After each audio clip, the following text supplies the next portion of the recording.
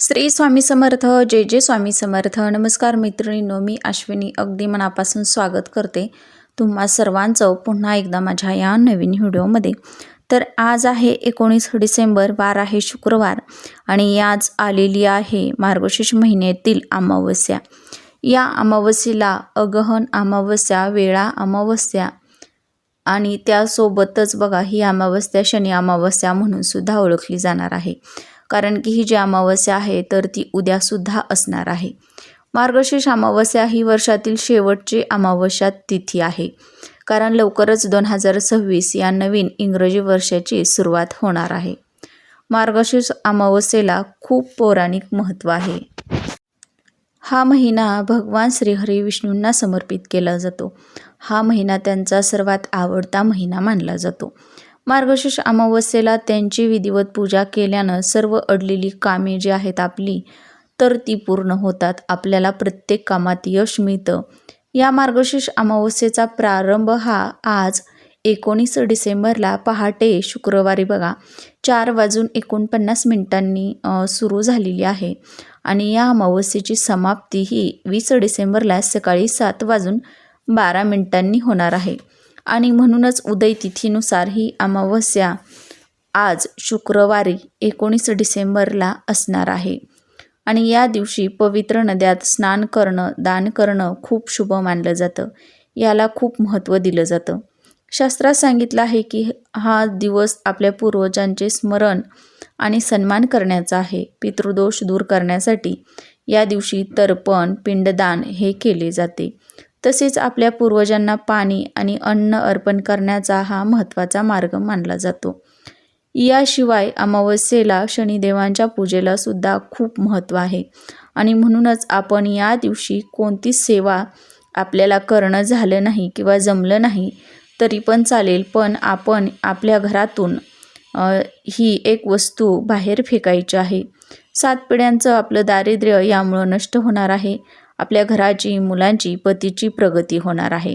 असा हा अतिशय प्रभावी उपाय आज आपण या व्हिडिओमध्ये पाहणार आहोत. त्यामुळे तुम्ही हा व्हिडिओ कुठेही स्किप न करता शेवटपर्यंत नक्की पहा, म्हणजे याविषयीची संपूर्ण माहिती तुम्हाला मिळून जाईल. चला तर मग अशा सुंदर व्हिडिओला सुरुवात करूया. आपल्या घरामध्ये बऱ्याच अडचणी येत असतात. आपली लहान मुलं असतील तर किरकिर करतात, हट्टीपणा करतात किंवा आपल्या घराला काही लागलेले दोष असतील, आपल्या मुलांना लागलेले काही दोष असतील, आपल्या घरातील जी पण नकारात्मकता आहे तर ती काढून टाकण्यासाठी ही जी अमावस्या आहे तर ती खूप महत्त्वाची मानली जाते. आणि म्हणूनच आपल्या मुलांच्या सर्व अडचणी दूर करण्यासाठी, आपल्या घराला लागलेले दोष दूर करण्यासाठी आपण हा जो उपाय आहे तर तो करत आहोत. तर त्यासाठी आपल्याला थोडंसं खडं मीठ घ्यायचं आहे. आता बघा हा उपाय आपण संध्याकाळच्या वेळी करायचा आहे. त्यासाठी आपल्याला थोडंसं खडं मीठ घ्यायचं आहे. थोडीशी पिवळी मोहरी घ्यायची आहे. पिवळी मोहरी नसेल तर काळी मोहरी घ्या.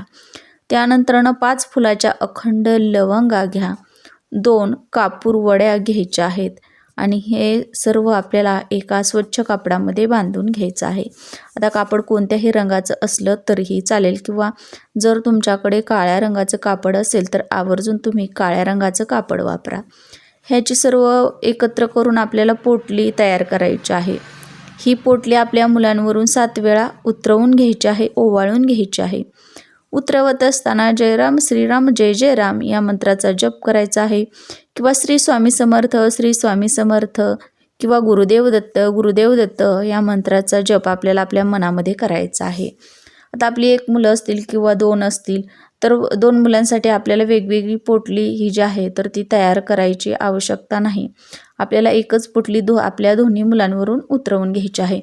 हा जो उपाय आहे तर तो अगदी लहानातील लहान मुलांपासून मोठ्या व्यक्तीपर्यंत तुम्ही करू शकता. यानंतर आपल्या घरामधील जी पण कमवती व्यक्ती आहे, जी व्यक्ती नोकरी करते, उद्योगधंदा चालवते किंवा व्यवसाय करते, अशा व्यक्तीवरून सुद्धा आपल्याला ही पोटली 7 वेळा उतरवून घ्यायची आहे. आपल्या घरामध्ये एखादी आजारी व्यक्ती असेल, ती सतत आजारी पडते, सतत दवाखाना तिच्या पाठीमागे चालू आहे, तर अशा व्यक्तीवरून सुद्धा आपल्याला ही जी पोटली आहे तर ती 7 वेळा उतरवून घ्यायची आहे, ओवाळून घ्यायची आहे. आणि नंतरनं शेवटी आपल्याला मुख्य दरवाजावरून ओवाळून घ्यायची आहे. अशाच पद्धतीनं सेम 7 वेळा. आणि नंतरनं ही पोटली सुनसान जागेवरती नेऊन आपल्याला फेकून द्यायची आहे. किंवा जर तुम्ही शहरामध्ये राहत असाल, तुम्हाला घराबाहेर नेऊन टाकणं शक्य नसेल किंवा फेकून देणं शक्य नसेल, तर अशा वेळी तुम्ही काय करायचं आहे, कापूर जाळण्याचं भांडं जे आहे तर ते घ्यायचं आहे. त्याच्यामध्ये 3 ते 4 कापराच्या वड्या ठेवायच्या आहेत आणि ही पोटली आपल्याला जाळून टाकायची आहे.